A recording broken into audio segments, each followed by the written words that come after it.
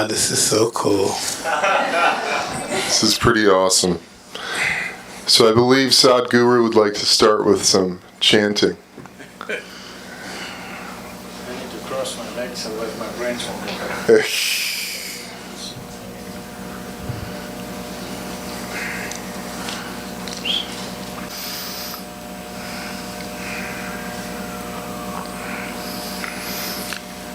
Jananam sukadham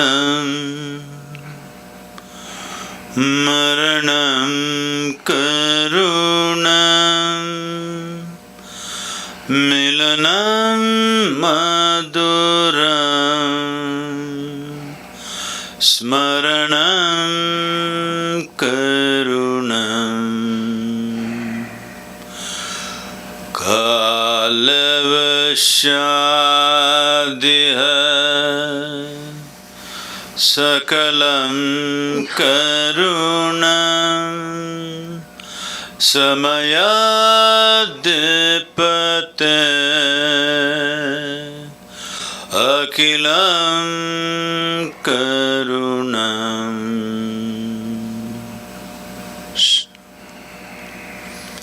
Namaskaram.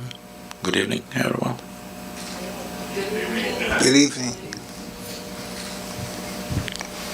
That was amazing. Oh, man. Thank you. The only way out is in. Yes, truly, I believe that. Why you got a big voice and my microphone is not working? Oh, he just had the great voice, this guy. It's a great voice. Great voice.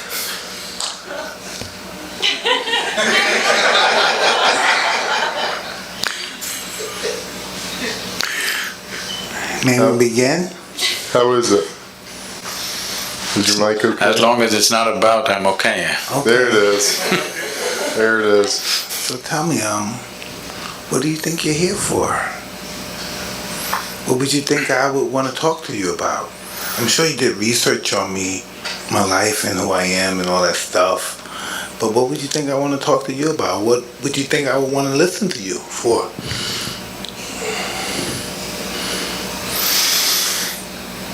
Toughest guys in the world get beaten by life. Yeah. You said that was easy, huh? That was so easy, huh? Wow. All my life I thought I was this tough guy. Even recently I was talking about if they say something I'll blow it up. And I do all this stuff all my life because I'm afraid. And if you tell me what I'm afraid of, I can't even tell you what. Why am I afraid? I'm successful. I had some hard times, but I came back. But why am I afraid? Mm-hmm. We need to understand this. This has been hugely misinterpreted and misunderstood on various dimensions. Whether it's fear, or love, or anger, or joy, we need to understand it's not about something, it's by itself. It is not that there must be something that you must be afraid of. It is not that there must be somebody that you are in love with. It is not that you are happy about something or miserable about something. You can be simply miserable. Hello? Thanks. Or you can be simply happy. You can simply sit here just by yourself and be very loving. You can sit here and be terrified about nothing. Because human experience is not created from outside. Human experience is happening from within. So what happens from within may sometimes find outside stimulus, but you can work it even without external stimulus. Hello? All of you are experts, aren't you? Without any external stimulus, you can create pain, you can create joy, you can create misery, you can create anger, love, fear, whatever you want. Because the seat of experience is within you. Only thing is you are not sitting there, you're crawling around it. You're supposed to be sitting there on the seat. If you were sitting on the seat of your experience, you would decide what should be the nature of your experience. Right now, because you're crawling around, something happens accidentally. We find an excuse. It's because of this guy I'm suffering. Even if he's not there, we would find somebody else. Hello? If that guy is not there, we'll find somebody else. If that is not there, we'll find something else. So, this is not about something. This is about that you have not taken charge of the seat of your experience, that's all. You just need an excuse. And the world will, of course, the world is quite enthusiastic about providing you the excuses. It will. They will provide lots of excuses. But believe me, if you were alone in the desert, you would still go through all these things without anybody around you, without any threat to your life. Yes or no? So, this is the fundamental flaw with life. Instead of fixing myself, I want to fix the whole world. Well, do what you want. You can't even fix one more person absolutely in your life. Hello? 100%? Did you get anybody ever just the way you want, 100%? Did you? Even, they're telling me even robotic machines have their own characteristics, they do their own thing. Even if you have a dog these days, they do their own thing. Yes, because you couldn't fix anybody, that's why you try to settle with a dog. But even that guy does his own thing. You can never fix anything outside of you 100%. If at all, if you're looking for that kind of success, 100%, you can only try with this guy. Try anybody else, you will fail. Yes or no? Hello? Try anybody, you will definitely fail. There's only one. This one, you could do him 100% the way you want. If you manage this one the way you want, where is the question of fear, suffering, misery, all this? This is not because of situations. This is because of the state we are in. Because no investment has been made for the being. First of all, we must decide, are we human beings or are we human creatures? The difference between a creature and a being is, a creature is a consequence of compulsive reactions to everything around us. That's a creature. A being means you know how to be. If you knew how to be, would you be blissed out?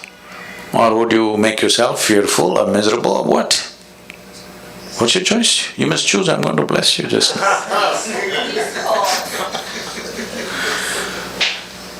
Definitely, highest level of pleasantness, isn't it, for yourself? What you want for your neighbor may be debatable, but what you want for yourself is very clear, highest level of pleasantness.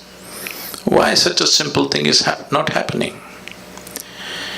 It is not happening because, we gave you a very complex machine. Peak of evolution on this planet is you. If you were an earthworm, you won't have these problems. Just eating, sleeping, reproducing, dying, you are fine. You're doing great as a creature. But you became human. Now it's a very complex machine. But you don't even bother to read the user's manual. Simply somehow you want to do it. complex machine, if you try to do it somehow, accidentally, oh, it will cause much pain. Unable to bear pain, most people have given up on joy and moving towards pleasure. You must understand this. The need for entertainment and pleasure in the world has increased simply because there's no joy. If really human beings were joyful, they would not need so much entertainment and pleasure in their life. Pleasure becomes a compulsion when there is no joyfulness, and if you don't cause pleasure with something or the other, pain is just waiting in the background, just there. So, fear is not about something. Fear is just your inability to manage your thoughts. They are running away ahead of you. Fear is always about something that's yet to happen, isn't it? Yes. So that means you are suffering something that does not exist. If you suffer something that does not exist, there are medically very bad terms for that. It's not about one human being.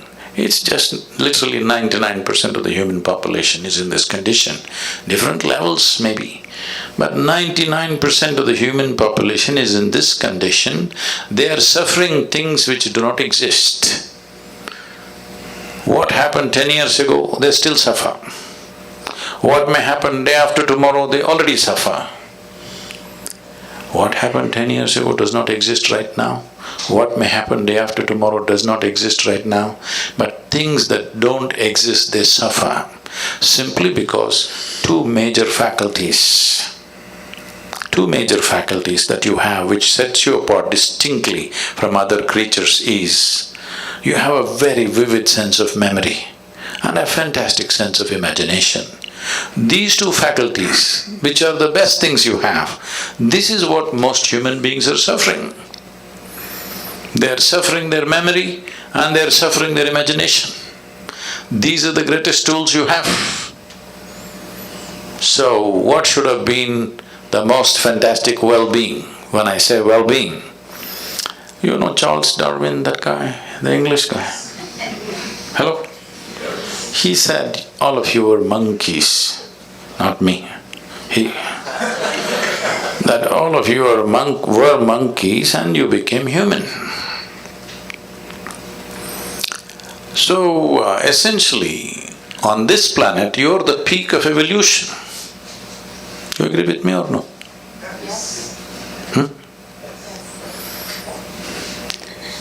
So, if you are the peak of evolution, that means you have come with the highest level of faculties. Because there are so many possibilities of being human, because your life is not fixed like that of a creature. When I say not fixed like a creature, for every other creature, nature has drawn two lines within which they live and die. The reason why an animal's life looks so much simpler and better is because there are no possibilities. So what human beings are suffering is their possibilities. If you destroy the possibilities, you will also be fine. If you want, we can have a portion of your brain removed. You will be so peaceful, you will not know fear, you will not know suffering, you will not know anxiety, you will not know nothing. Yes. All we have to do is take away the possibilities. With the possibilities, the problems are also gone. So right now the problem is the fantastic possibilities that have been invested in us. So to take away the possibilities, either we can remove your brain or we can soak it in whiskey. Both ways you can do it. You take away the faculties, then you're okay. So, the problem is just this, that when you're given something so complex, you need to spend a certain amount of time knowing the nature of the machine that you're using. See, some people are handling these cameras. That's not a spacecraft. It is simple enough machine, but I'm sure these guys have spent years trying to know it the best. Just any of you get there and do it, what will happen out of it? Just see a simple machine like a camera. Yes or no? Somebody invested their life. The better they know it, the better they use it. Is it so? Hello? Yes. Why is that not true with this? The better you know this, the better you use it, isn't it? So if you know it really well, people say you realized. But I think most of us, especially when we come to the level in which we're acknowledging of you, that we all have the urge to improve ourselves. No, they should not improve themselves. Why? Because fear also may improve, misery also may improve. It's happening to a lot of people. See, why did we invent this idea of education? 20-25 years of investment of life. Nearly 1/3 of effective human life is invested in school and college for most people. So tell me, are educated people more joyful and fantastic compared to uneducated people? No, but that's not the only way to improve yourself. I don't only look at that in improving yourself, that's just… No, I'm saying that was the idea behind it, isn't it? I don't know. I mean, it's talking about it from a human perspective to reach your highest potential. Until you manifest it, you don't even exist anymore. No, I'm saying improvement as an idea is not a good idea. What you need is realization, that you realize what is the nature of your existence. From that, you do whatever. If it's a physical activity, you can improve. You can improve how you're doing something in the world, but you cannot improve this one. It's a fake thing. If you realize everything is settled, otherwise anyway it's a struggle. When situations are good, you pretend that you are improved. When situations turn against you, you will see who is who. When everything is going well, everybody is fantastic, you know. When life turns against you, still are you fantastic? That's the question. I don't know, I think most people take life as it comes. From my experience, I never thought any good would ever happen to me. It's from being brought up in my environment, in my neighborhood, that you always saw bad things. People died, it was just normal seeing people die, seeing prostitutes, just seeing that kind of filth and stuff. It was normal. Matter of fact, it was even honorable because it became so normal. We normalized it. So it's like this. In the yogic culture, we always use lotus flower as a symbolism for human growth and development. Lotus flower grows best wherever filth is really thick.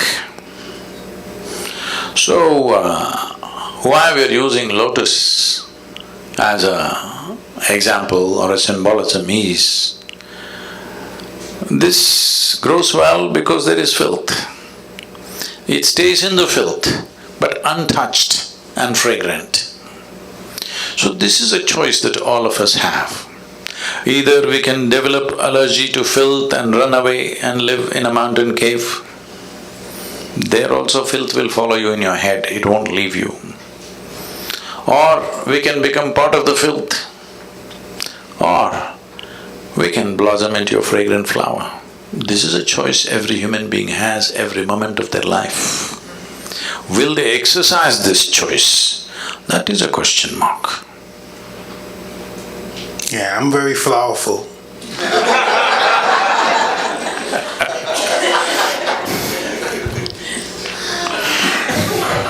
Right? Definitely, you definitely are. Sadhguru, how does one begin to read the user manual? So, user's manual means there is a systematic way of observing simple things.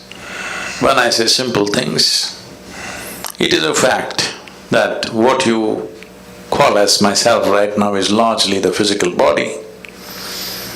This is an accumulated dimension of who you are. You gathered it over a period of time, isn't it? It's a food that we've eaten, it's just slowly gathered. So this is called as Annamaya Kosha, that means this is a food body. So what kind of food you're putting into your system has a consequence. Well, everybody may grow up like that, but the question is it fulfilling the purpose of being a being, human being, not a human creature? Is it supporting your nature of being a human being? That's the question. Well, when it was a question of survival, we ate whatever came our way. That's a different matter. But now survival is taken care of, it's a time that we need to pay attention. If we want to be human being, what kind of body should I possess? Will it support my being or will it make me into a reactive process? All creatures, nothing wrong with them. You take a tiger or an elephant or a snake, nothing wrong with them, they're perfect creatures. Only thing is limited possibilities, isn't it? Hello? What else is wrong with them? Nothing is wrong with them, they're just fine. It's just that limited possibility. You got promoted to be a human being, this simply means enormous possibilities. If possibilities are not harnessed and explored, you have enormous problems. What you are experiencing as problems are actually possibilities nudging you to explore. When you don't, they will freak you, and they should, because otherwise you may slip back in the evolutionary scale. It can happen to any human being. So, one thing is the physical body. Of course, you have a thought process, you have an emotional structure, or let's say the psychological scape. Mind is not just in one place. Every cell in the body has its own intelligence and memory. Actually, in every cell in your body there is more memory and more intelligence than your entire brain put together. Even million years ago, how your forefathers were, even their skin tone, your body still remembers, isn't it? So the amount of memory that is there in every cell in your body is far bigger than what you hold in your mind. Even if it comes to the complexity of what every cell, the activity that it's performing, your brain is nowhere capable of managing that. So, we don't see intelligence or mind as one place, the entire body. So this is a body of intelligence. Because people have gotten trapped in their own thought process, they think intelligence is only here. This entire system is full of intelligence, isn't it? Do you know how to manage your kidneys? I'm asking you. You know. Drink a lot of water. No liquor. That doesn't solve everything. Oh, man. Many water drinkers have died too soon. I'm asking, the complexity of any one organ, are you able to manage consciously? No. It is Why do we believe we can though? Huh? Why do we believe we can? Because we are full of bullshit. Yeah. We're pretty delusional, pretty much. Yes. Everything that we do not know, we want to believe. We are still not straight enough to come to this place. What I know, I know. What I do not know, I do not know. Whatever I do not know, I believe. Well, you can bull yourself like this for some time. Because, can I tell you a joke? Yeah, please. It's getting too tense here.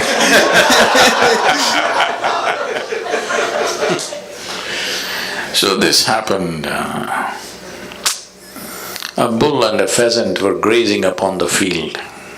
The bull was chomping on the grass and the pheasant was picking ticks off the bull, partnership.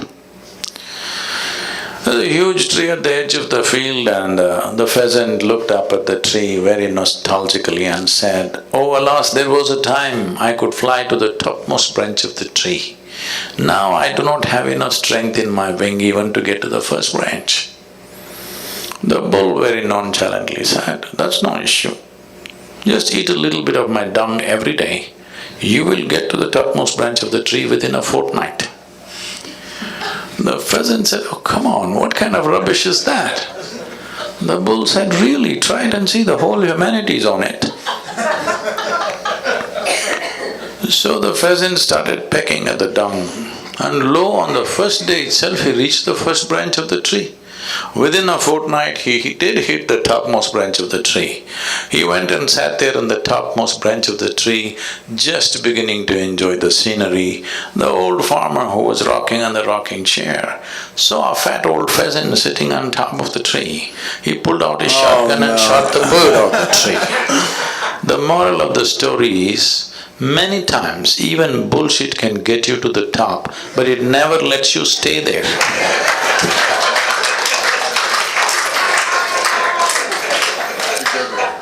So people are trying to bull themselves into well-being.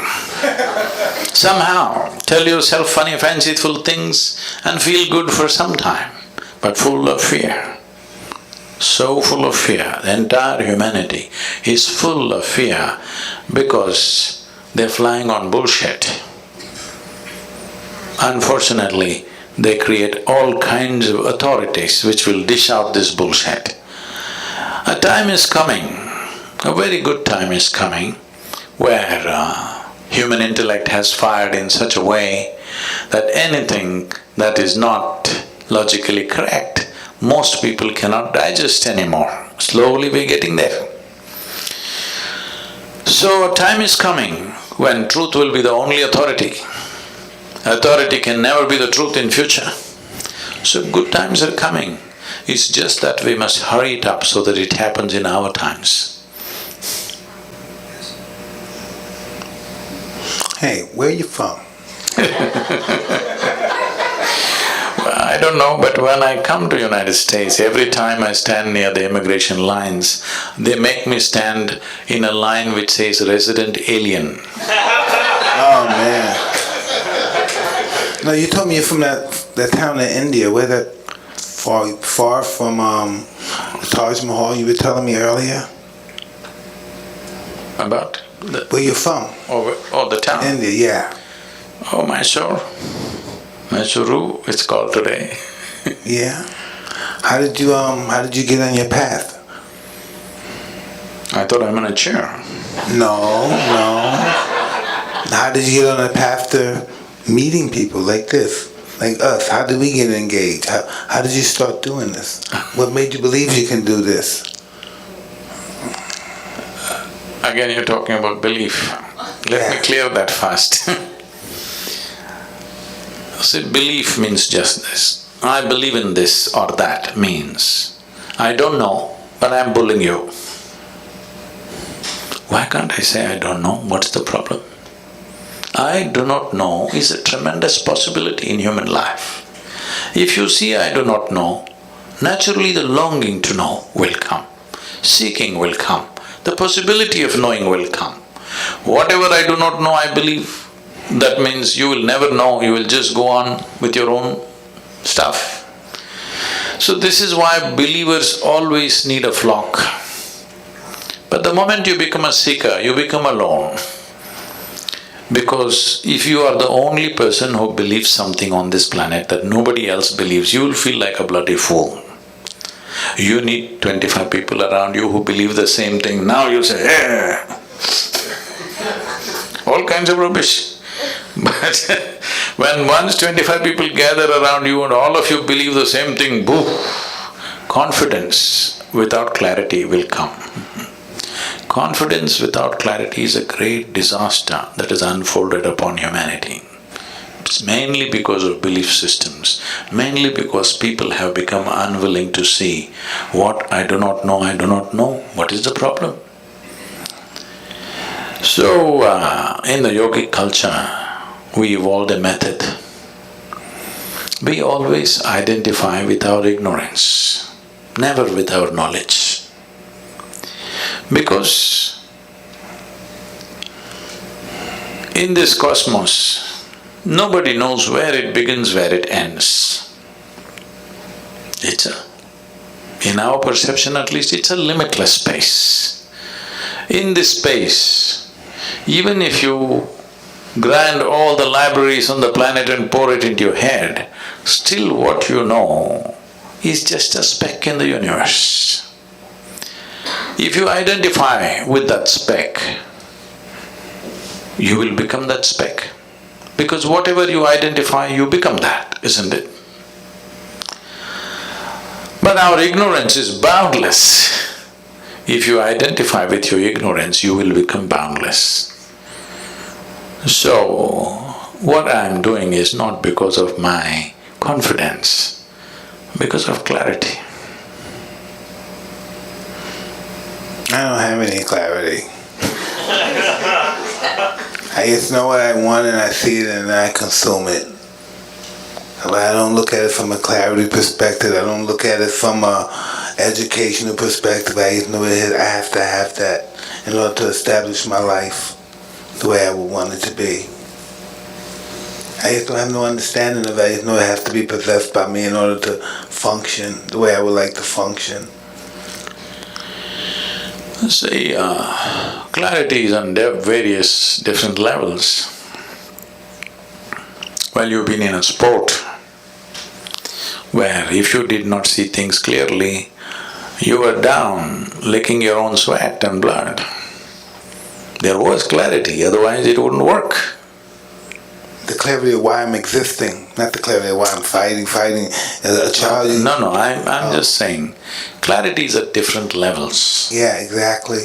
I'm saying, any sport for that matter, without clarity you wouldn't be able to function. So, without clarity, there is no successful action in anything. Now, if we are talking about clarity about life itself, have we paid attention to life first of all? First of all, where is life? These days, if somebody says, my life, you will have to sieve through many things. They may be talking about their dog. They may be talking about their husband and wife. They may be talking about their children. They may be talking about their career. They may be talking about their wealth. They may be talking about their car. We don't know whether they may be talking about their property, their home. We don't know what they're talking about when they say, my life. So let me make this very clear. You have a body, you have a thought process and emotion. But to have all this, fundamentally you're alive, isn't it? You're alive with many accessories. But right now the accessories have become larger than the life itself. Once the accessories become more important or significant than life, then of course everything is topsy-turvy. If you have to walk on your head, it's difficult of course, because that's not the way life is designed. If you were designed to walk on your head, it would be okay. But you're not designed to walk on your head, you're trying to walk on your head. It's hard. If something happens, people suffer. If nothing happens, they will suffer. If they're poor, they suffer their poverty. You make them rich, they'll suffer the taxes. They're not educated, they suffer that. Put them to school, endless suffering. Not married, they will suffer that. Get them married. I did not say anything.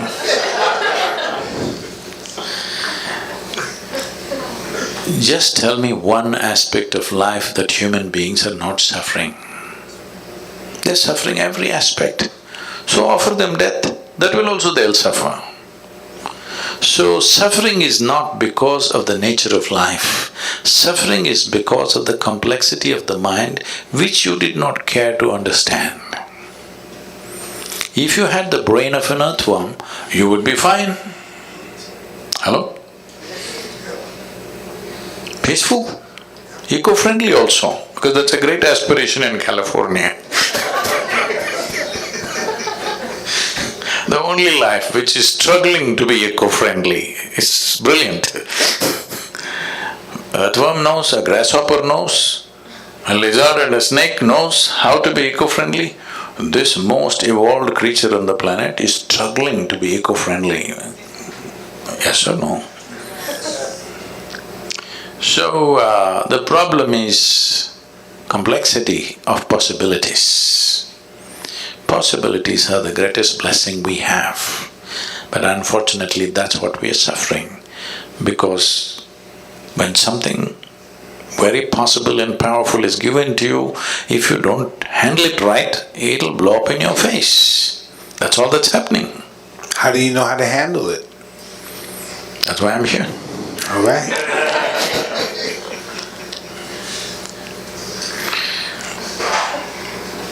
It's not that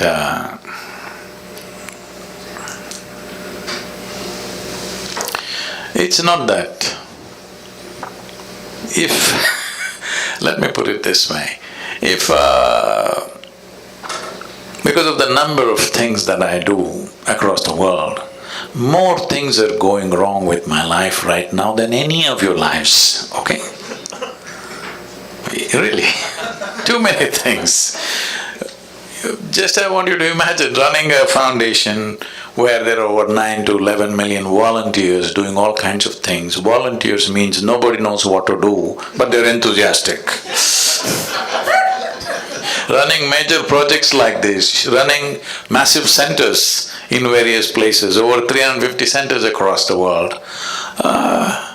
If you want to go mad, this is the recipe for life. But you think I will die of stress or madness? No, I'll not. Maybe I'll die of exhaustion, I don't mind. But of stress, no. There are many things. Not everything in your life goes the way you think it should go. I should not be saying this, but because as I'm like this, because it came in my mind, I'm telling you, please treat this with some sanctity. Right now, probably in the next few hours, my father will pass. Okay, I've been monitoring this minute to minute, but he will pass. I spent some time just before living with him and I came. I sent my girl back to be with him. So, I'm sitting here talking to you, I'm fine, haven't I? But does it mean to say I don't care about him? Hello? That's not how it is. A very intimate relationship. But this is how I am. This does not mean there's no love in your heart, this does not mean that you're not involved. It is just that you're involved with everything, but you're never entangled. That's the difference. I believe that's our process of life or death or whatever we call it, just the process of what we do, isn't it?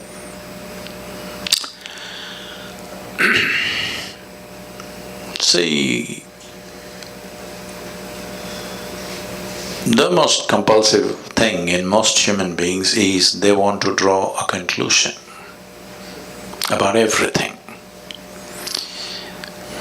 Because without drawing conclusion, they will not feel confident about anything in their life. They must draw a conclusion. Oh, she's good. Oh, she's okay. She's not okay. He's all right. That's not good. I love this person. I hate this person. This is my friend. This is my enemy. Every kind of conclusion. Conclusion means, essentially, what is the conclusion of your life? Death, isn't it? Every time you conclude, in some way you die, you must know this. You know, I can take you back. Are there religious people? Hello? Are you religious people?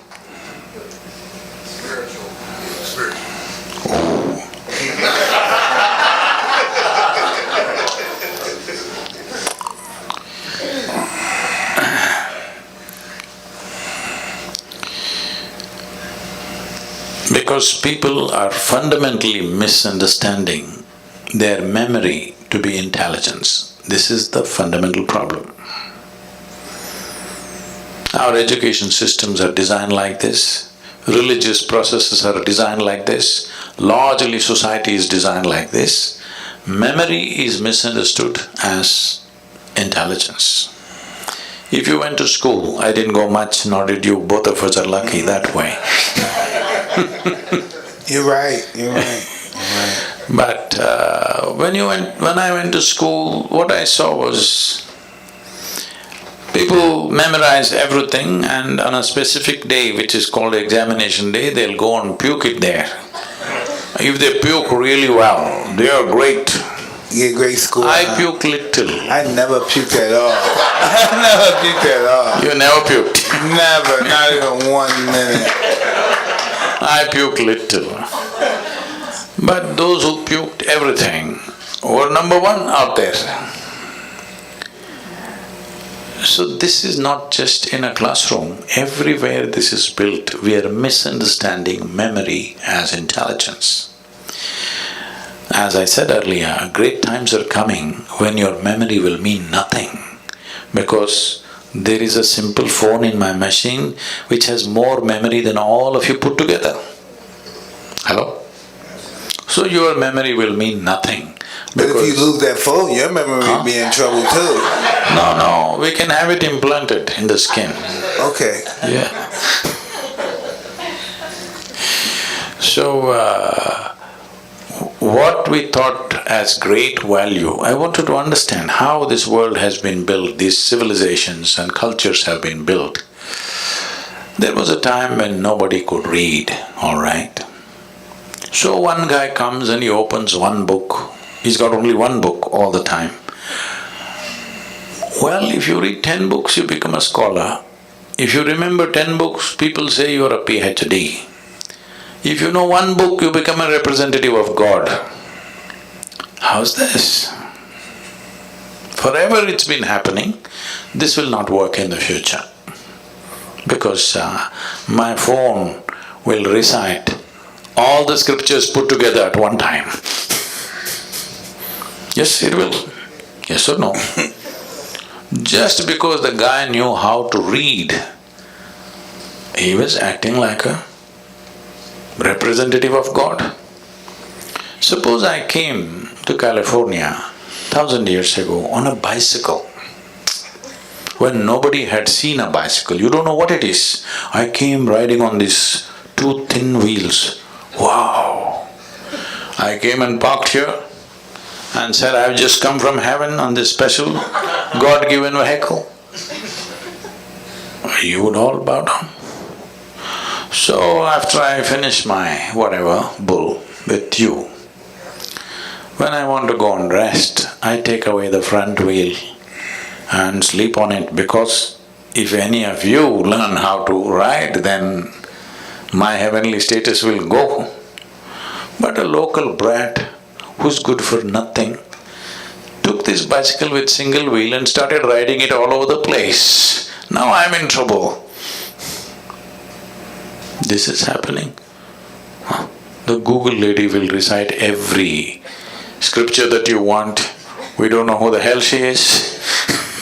But she can tell you anything you want. She will tell you the meaning also, interpretations also. Yes or no?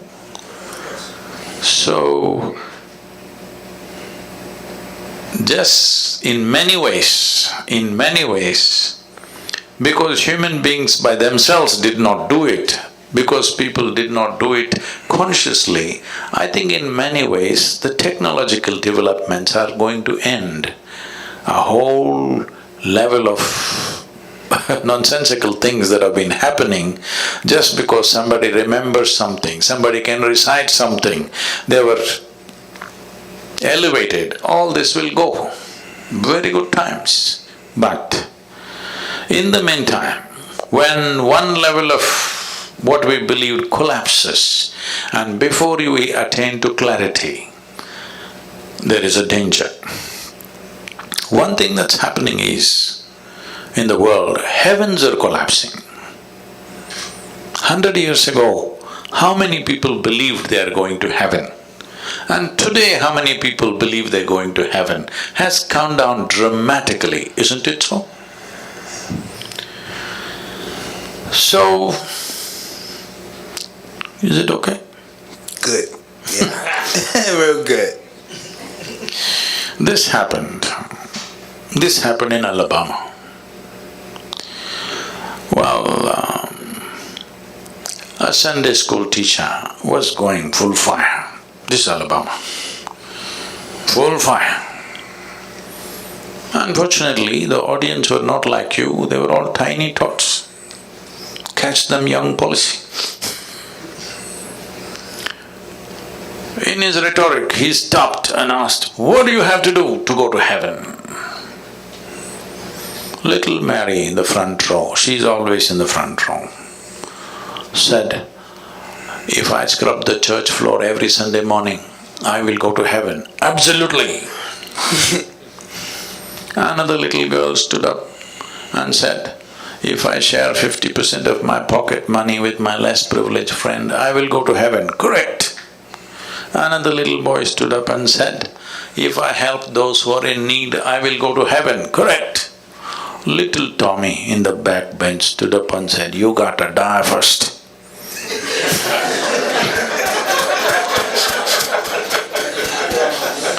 That's a qualification. Yeah.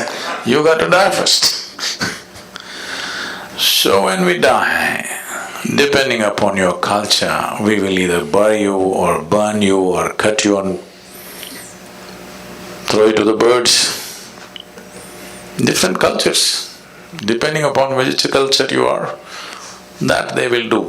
Or in other words, this body is a piece of planet that we gathered slowly. It's good you put it back. I heard that Americans these days are not putting it back anymore. They're building a concrete grave and an aluminum casket. Even when you're dead, you don't want to be eco-friendly. What is this? At least when we die, we should put this goddamn body back into the soil. Absolutely. That's where it came, that's where it should go. But even that they're not doing. Huh? And let the bugs eat it. Some people are planning to take it to Mars. Anyway, you left your body here and went to heaven. What is in heaven? You know what's in heaven? You don't know? You should know these things. In the Hindu heaven, food is very good. Good food. Indians, Lives are invested in cooking and eating. In the other place, there are white-gowned ladies floating around in the clouds. If you like that kind of ambience, you can go there. In another place, you will encounter virgin problems. If that's what you're looking for, that's fine too. Only problem is, you went to heaven without a body. What do you do with good food and virgins, I'm asking? Hello? These are all problems you have when you have a body. Once you don't have a body, what do? Food, if you put it here, it'll fall down. Hello? Now, if you ask these questions, heavens will collapse. Heavens are collapsing. I think nearly 70% of the heavens in human mind has collapsed in the last 50 years. What do you think? Huh? And anyway, let me ask you this. Do you have any proof that you are not already in heaven and making a mess out of it? Do you have any proof? You're already in heaven, but making a mess out of it. Tell me, if you just change the geography of your existence, will everything about you change, I'm asking you? Hello? If you move from one place to another, you think everything will change? No. If this one person changes, everything changes. Doesn't matter where we are. If we raise human consciousness, that is, if we teach people how to sit here and be just blissed out. How? Look at my eyes, I'm always stoned. I'm not on any of your products, but No, you're not. I'm definitely not. But look at me, I'm always stoned. Because the greatest chemical factory on the planet is here. To what extent means, per second, your body is processing something like 37, 37 followed by 21 zeros, whatever that number is.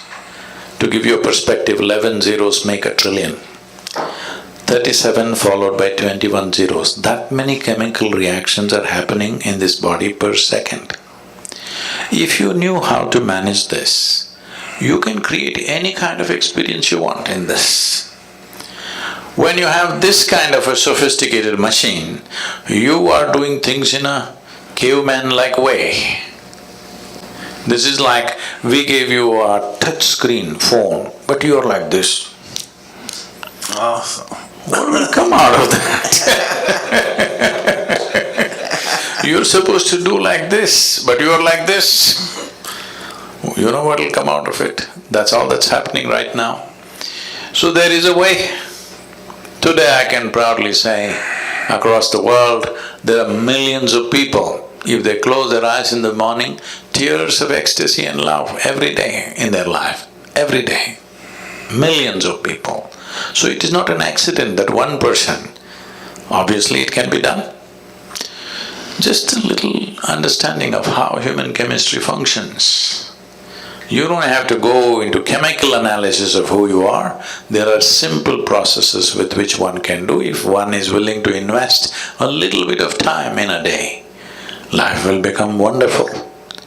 Because by curtailing human faculty, you cannot believe you're enhancing life. Right now, most human beings believe they enhance their life by curtailing human faculties.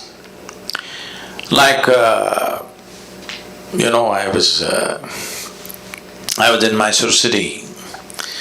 I had to meet somebody, so I went into a building.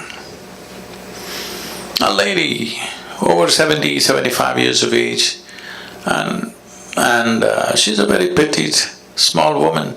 She just comes up to me with a big smile on her face. "How are you doing?" I don't forget faces, I may forget names, but I don't forget faces that I see. I just look at her, I don't know her, but okay, I respond, "I'm doing wonderful, how are you doing?" Da-da-da. Then I go up. After 20 minutes, I get off the elevator and I'm just coming. She again comes up to me and with the same full enthusiasm, "How are you doing?" So, wow, this is just 20 minutes ago.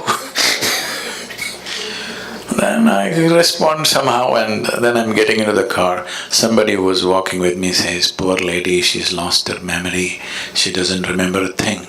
I said, "She seems to be doing wonderful." I don't think she was this happy with her memory on. Right now she's exuberant because she's forgotten everything. This is the case with most human beings. Little drink and they forget something. Now they're exuberant. Lowering your faculties and thinking that I'm well is a serious mistake. This happened. One day Shankaran Pillai, he was just outside in the marketplace and he met an old friend, a college friend that he had not seen for more than 25-30 years. So they really jammed up and he invited him home and he came home for dinner. When they were sitting for dinner, Shankaran Pillai, every time he wants to ask something of his wife, he says, "My sweetie pie, my honey, my boo-boo-boo, my bulbul, my choo-choo-choo," like this.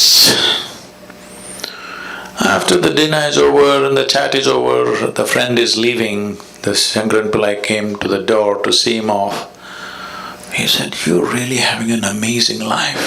Me and my wife can't even talk to each other properly.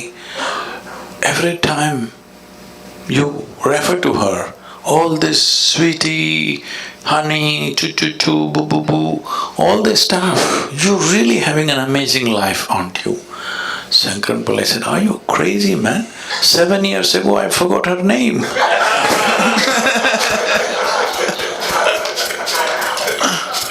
Oh no. So many people are well only when they lose their faculties because their problem is of evolution. Their problem is just that they got upgraded and they don't know how to handle it. So tell us, how many children do you have? How many children do you have? I know you spoke of a daughter. Yeah, we want to know about you. How many children do you have? All right, I won't ask you. No, you can ask. I have millions of them, only one is my mistake. Oh no, man. I like that one. I like that one. I have many, but only one is my mistake. Okay. Hey, this is really an awesome meeting. I can't believe you're here. I'm just still in the daze. I'm just really happy to have you here with me and my friend Eben. This is really almost like a dream come true. We saw you and we were just in the stage of just reasoning with enlightenment, and we saw your story, how you became. One day you came and you fainted and you thought you were there for an hour and you were there for like 14 hours. That's my story. Didn't that happen to you? Yeah. So I thought that was amazing, and so I stayed a great fan, and I stayed following you. And then I was talking to Eben, and I would say, Eben, you think we could ever get him down here? You think he'd come down here and talk to us? We never believed you would do it, and now you're here. That's just, man, so mind-boggling. Thank you, really. So now that you asked this question, how to do the real user's manual, about on 27th of October was the Diwali festival. It's a festival of lights in India. Because these millions of people have been supporting me, particularly for the river movements that I've been doing in India. 162 million people supported the movement. It's the largest movement anywhere in the world at any time. So with money, with volunteering, in many ways they've been supporting us. So I thought on the festival day, let me offer them a gift. And I said, on the Diwali day, if you register in engineering online, which normally costs $150 per person, I said it's free on this day for you. Whoa! 740,000 people registered. It's cost me a few $1 million now. Now, how do you feel about that? How does that make you feel? It's fantastic that so many people were waiting to do it. So now I'm still in the same mode. So for all of you who are here today, we'll offer in engineering online free if you register before midnight today. That's the user's manual. I want you to understand, life is a certain exuberance of energy and a certain amount of time. This is all we have, a certain amount of time and a certain amount of energy. Do you have anything more? Rest is all imagined, isn't it? So this time is simply rolling away for everybody. We may think of many things, but actually time is just rolling away as you sit here. Since you came and sat here, you are 2 hours closer to your grave, yes or no? Hello? Yes. All of us. So you can't hold it back, you can't roll it back, time is just going. So the only thing you can manage is your energies. If you keep it phenomenally exuberant, you will know life with a certain intensity. If you keep it low, you will know life in a minimal way. So now this choice is yours. Now let's say time is passing, as the day passes into night, you'll feel a little sleepy. Why? Your energies are like… Now you fell asleep. As far as your experience is concerned, you're as good as dead, isn't it? You don't exist, the world doesn't exist for those few hours. But you woke up in the morning, once again the energy has renewed itself, and this is what you call as life. This renewal of energy and exuberance of energy is what you're referring to as life. So, if you want to experience life, if you want to know life, if you want to really ride this wave of life, your energy should be at the highest exuberance level, or should it be put down? I'm asking you. Hi. Hi. So, you mean a different thing by saying hi. Probably the only one that doesn't smoke marijuana or do any of it. No, I'm not asking you any of those things. So, this… You're a neat trick.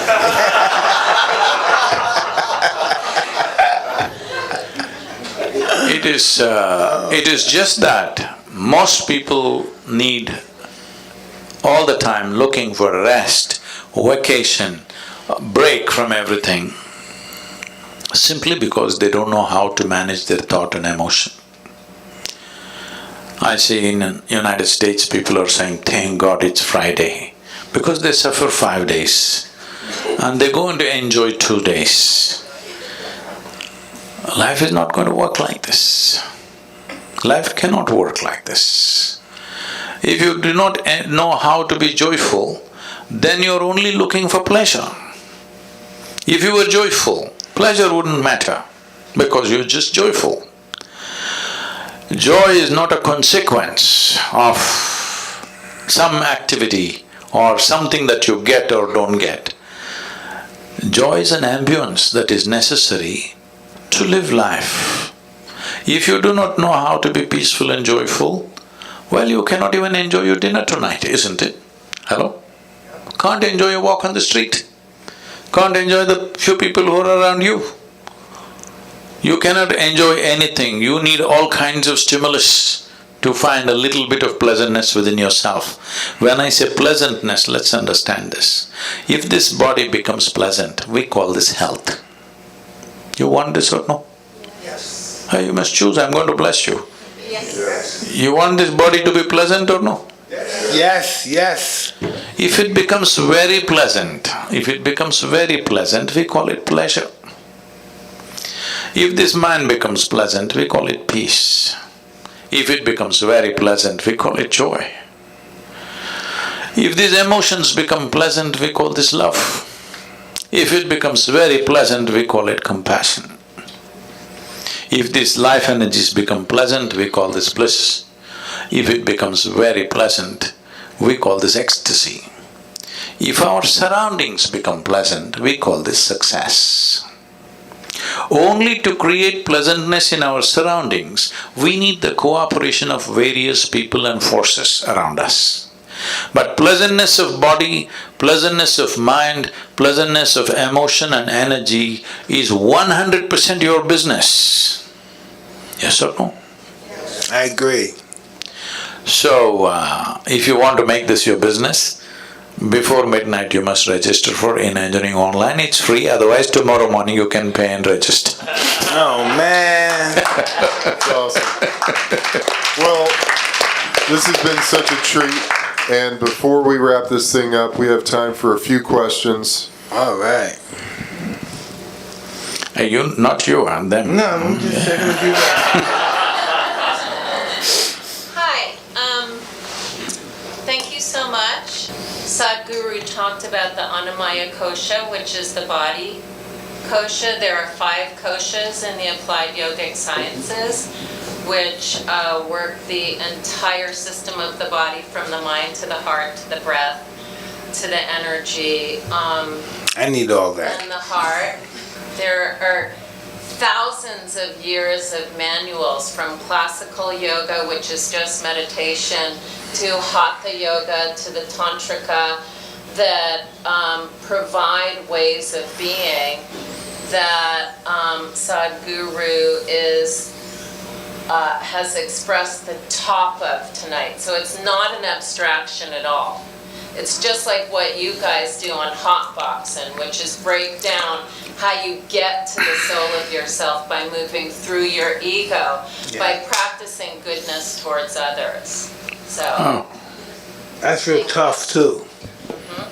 It's a difficult process. For me it was, for me. No, the thing is this.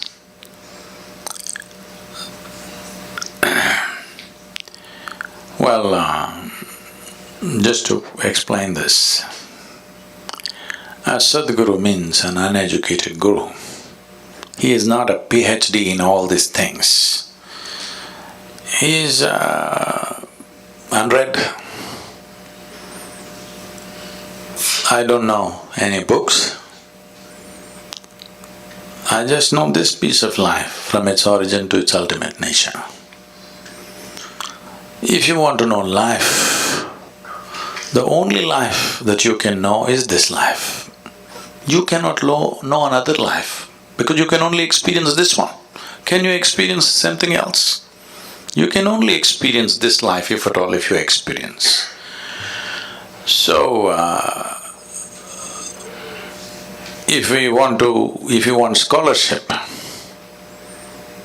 there are many things. But if you want realization, in is the only way out. He's already been espousing that. If you want scholarship, if you want PhD in spiritual process, that's a different matter, it's an academic stuff. But if you want realization, in is the only way out. Why do you think there are books about life? You should read a book about life only if you are not alive. Suppose you are not alive, then to know about life you must read a book. When you are the life, hello? The only thing that you need to do is turn inward. Inward means what? Right now the only way you are perceiving anything is through the five senses of seeing, hearing, smelling, tasting and touching. This is the way you know the world. None of these things are geared to turn inward. You can't roll your eyeballs inward and scan yourself. You can hear this, but you can't hear so much activity that's happening here. If an ant crawls upon your hand, you can feel it. So much blood flowing, you cannot feel it because the sense organs are essentially outward bound. So, to turn inward, you need a different faculty. To activate that, to engage in that is the most important thing because life is very brief. Only miserable people have a long life. If you're joyful and exuberant, it's a very brief life. Yes, it's very, very brief. Have you noticed on a particular day, you're very happy, 24 hours, poof, went up like a moment? You're a little depressed. 24 hours feel like 10,000 years. Hello? Because only miserable people can have a long life. Otherwise, it's a very brief life.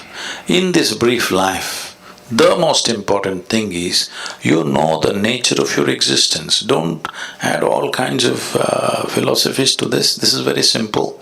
It's like you bought a phone, a new phone. Should you read the user's manual in the first 3 days? Or should you read it after 3 years when you're discarding it? This is all. The first 3 days if you read it, you'll use the phone effectively, isn't it? To use this effectively, quickly, as quickly as possible, we must get this.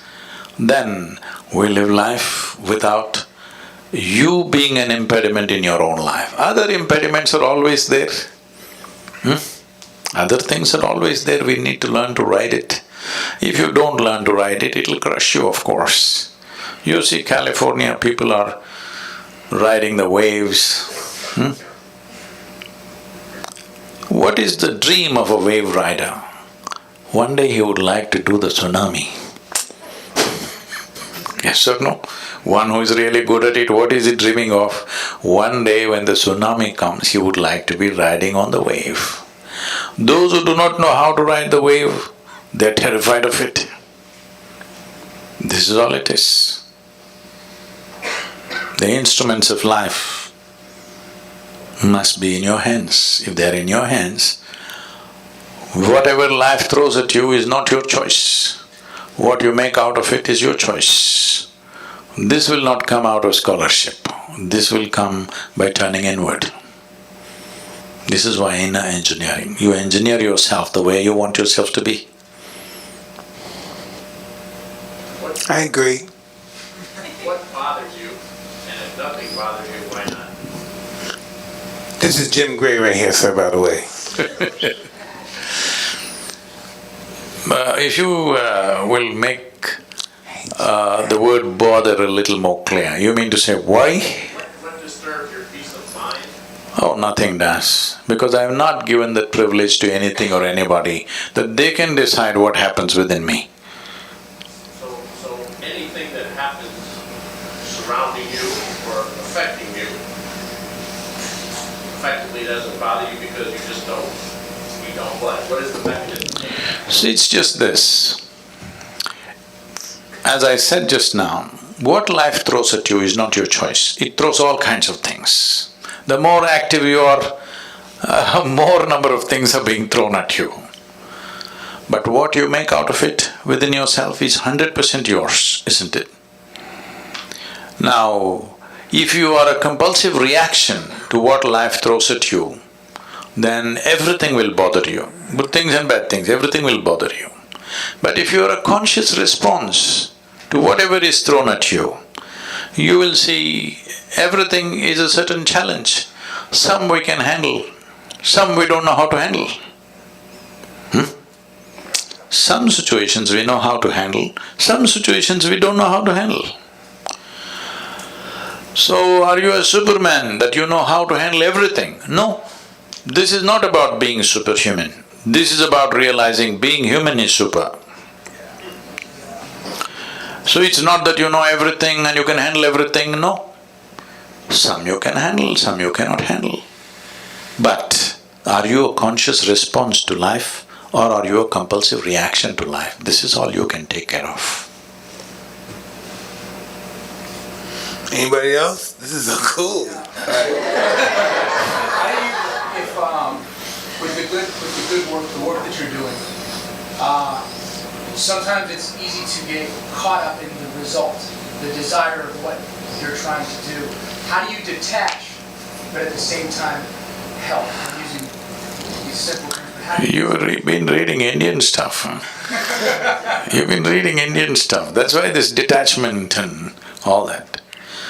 Tell me, can you experience anything in this world without involvement? If you're not involved, how will you know anything? You cannot experience anything unless there is involvement. The more profound your involvement is, the more profound your experience of life is, isn't it? So where did this detachment come? This is because you got entangled and it hurts. Now somebody told you remain detached. See, if you want to really detach from life, you must be dead. That's efficiency. Hello? I was doing a program and this lady stands up to introduce herself. And she says her name and says, I've come from Singapore. In the last 2 years, I committed suicide 5 times. I said, stop. I said, at this level of inefficiency, you are not getting anywhere in your life. 5 times you committed suicide and you're standing here. I don't like that. I like efficiency, hello? Whatever the hell you want to do, at least you must do it well. So, because you got entangled and it hurt you, now you're thinking detachment. No, without involvement you will not know a damn thing in this life. If you want to detach, the best thing is death. You're detached. Why are you here and trying to be detached? It is just that, as I said earlier, your problem is you're trying to experience something which is not yet. That is, you're having a mental diarrhea. You're suffering a mental diarrhea and you think you're engaged with future. You're never engaged with future, I want you to understand. You're never engaged with past or future. You're just having a mental diarrhea, isn't it? Hello? Right now, can you live what happened yesterday? No, in your mind you can have mental diarrhea and think it is actually happening again. Or can you live what may happen tomorrow? But you can have mental diarrhea and believe that actually you're experiencing it. Because you don't have a distinction between what is psychological reality and what is existential. This is the problem. You are mistaking your psychological drama to be life. Your psychological drama is not life. Right now, unfortunately, a whole lot of human beings have gone into this. They misunderstand their thought and emotion as life. No, it's just your thought and emotion. They're supposed to play the way you want. But you are playing the way they want.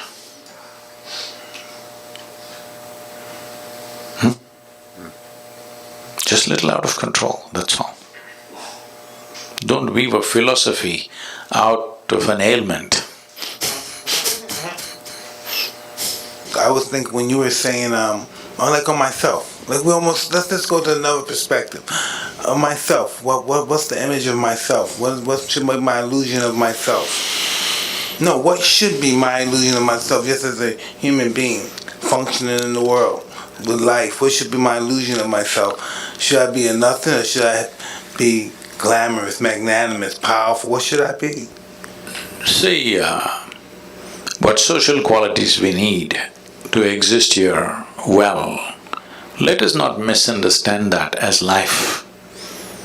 This is just little sense. We are among people, we must be in a certain way, so that it works for you and me. If I do something that works only for me, not for you, you will make sure my life is miserable somehow. Yes or no? Hello? I can trust you on that, come on.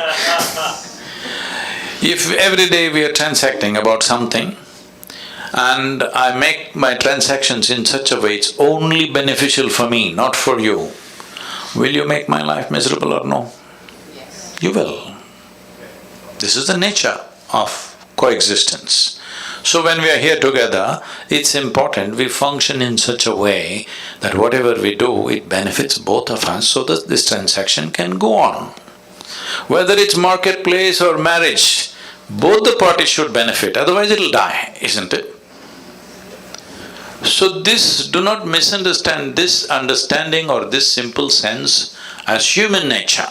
No, this is just simple sense. If you were living in the jungle alone, you would live one way. You live with certain number of people, you will live another way. You live with a large number of people, you live completely different way. This is just simple sense of adapting to the existence we are. So, do not understand this as the nature of your life. No, this is just sense. Some people figure it out early, some people figure it out later, but this is just sense. Well, Thank you. thank you so much, Sadhguru. We're out of time. Out of time. Out of time.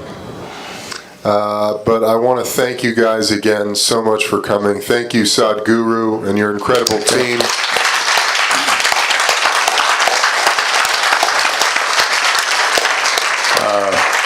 I would like to say it's wonderful to be here. I watched Mike fight way back, and this may sound a little off, but at that time there were no televisions in India. We used to get 8mm films to play on the wall, project on the wall. So this would go cut, cut, cut, cut, cut, cut, cut like that, you know. He was fighting like this.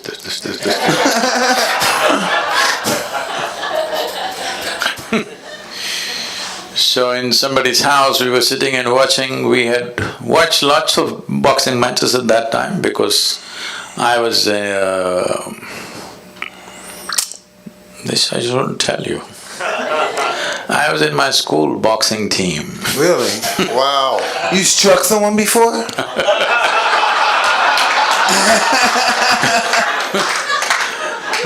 So on that day, when I watched probably the first time when you won the heavyweight, when we saw that and much debate was going on, I said, well, this guy could rule the boxing ring if he only maintains his balance.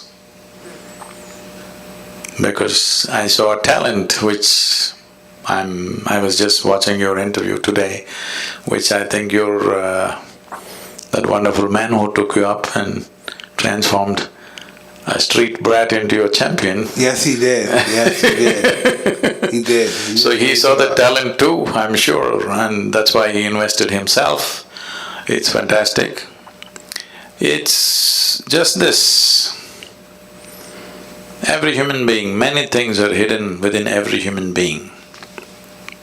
Not everybody, unfortunately, gets the situational opportunities to shine. It's happened wonderfully in your life. Well, other things have happened. Though you came up with utmost disadvantage, you turned that into a phenomenal advantage in some way. But I hope the next part of your life will be more enlightening and more contributing to everybody's life, because whatever talents we have, whatever intelligence we have, whatever capabilities we have, they will find maximum benefit to ourselves and to everybody. Above all, balance. If that one thing is there, everything else will find expression. If we lose that one thing, our talents and our capabilities unfortunately will turn against us. Right now, human beings are only suffering their own intelligence. If they had no brains, they would be fine. They're suffering their own intelligence simply because there is no balance. It is time that all of us in some way bring balance to ourselves and to the world around us, so that human genius really flows without too much struggle. Right now, to find expression to human genius, people are going through enormous struggle, and slowly people are believing that unless you struggle, it won't come out. No, it can be done very joyfully, wonderfully, blissfully, if only balance is created. So let's invest in this, that this generation and the coming generations are far more balanced within themselves. If this one thing happens, you will see an incredible generation coming up. Let's all be a part of making that happen, considering being born in an extreme disadvantage and how you turned it into what you did. At the age of 20, being a world champion happened in spite of all the disadvantages. So all of us together should invest in making this happen for many, many more of the next generation. Thank you very much. Thank you. Thank you. Thank you.